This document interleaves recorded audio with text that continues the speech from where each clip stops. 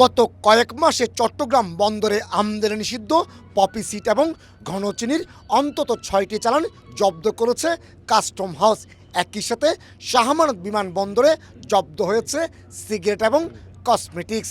আইনি জটিলতা থাকায় একটি চক্র মিথ্যে ঘোষণায় এসব পণ্য আমদানি এবং ছাড় করার চেষ্টা করলেও কাস্টম হাউসের গোয়েন্দা তথ্য সে তৎপরতা ব্যর্থ করে দেয়। আর তাতেই নিরাপত্তা হুমকির মুখে পড়েছেন অভিযানে অংশ নেওয়া শুল্ক কর্মকর্তারা। বিশেষ করে সাম্প্রতিক সময়ে পপি সিড জব্দের ঘটনায় নেতৃত্বদানকারী উপকমিশনার আসাদুজ্জামান খানের উপর হামলা চালায় দুর্বৃত্তরা। যে কোনো ধরনের প্রতিবন্ধকতা যখন আসে, কাস্টমস কর্মকর্তারা এক্সপেক্ট করে যে সরকার তাদের পর্যাপ্ত নিরাপত্তা নিশ্চিত করবে।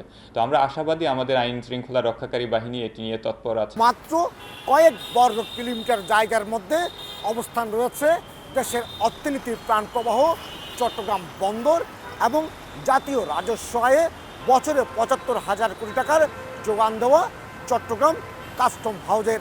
আর তাই বাংলাদেশের অর্থনীতিকে সচল রাখতে এই দুটি গুরুত্বপূর্ণ স্থাপনার যেমন নিরাপত্তা নিশ্চিত করতে হবে, তেমনি নিরাপত্তা দিতে হবে এখানকার কর্মকর্তা কর্মচারীদের। এদিকে অভিযানে অংশ নেওয়া কর্মকর্তাদের উপর হামলা এবং হুমকির ঘটনায় চট্টগ্রাম কাস্টম হাউসের রাজস্ব আদায়ে নেতিবাচক প্রভাব পড়ার শঙ্কা করছেন ব্যবসায়ীরা।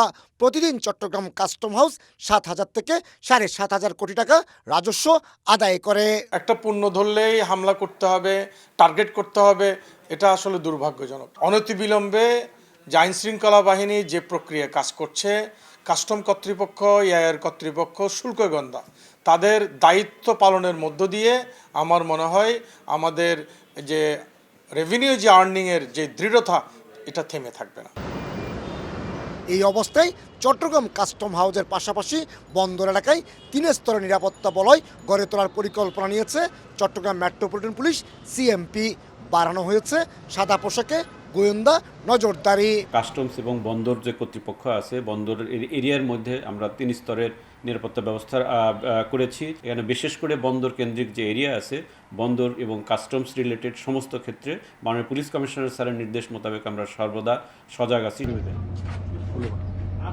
কাস্টমসের তথ্য অনুযায়ী সাম্প্রতিক সময়ে 10 কোটি টাকা মূল্যের 25 মেট্রিক টন পপি সিড, 30 কোটি টাকা মূল্যের সিগারেট এবং কয়েক কোটি টাকা মূল্যের 104 মেট্রিক টন ঘনচিনি ছাড়াও জব্দ হয়েছে বিপুল পরিমাণ আমদানি নিষিদ্ধ সিগারেট।